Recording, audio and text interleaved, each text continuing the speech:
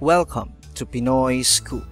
For today's news, sinabi ng sexy actress at glamour model na si Ellen Adarna na hindi siya nababahala kapag sinasabihan siya ng madla bilang pantasya ng mga kalalakihan.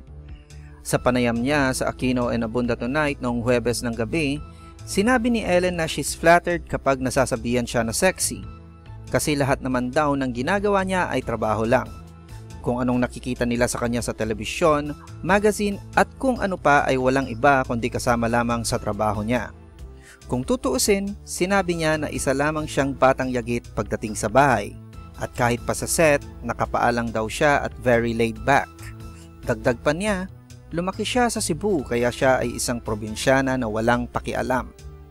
Sinabi rin ni Ellen na laki siya sa isang liberated na pamilya.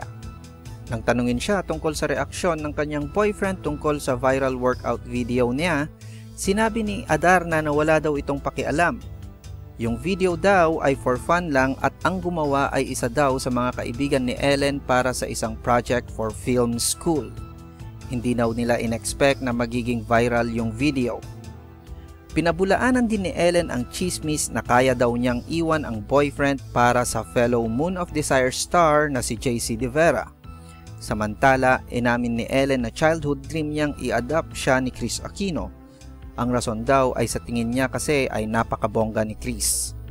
For more news, visit and subscribe to our YouTube channel at www.youtube.com/PinoyScoop.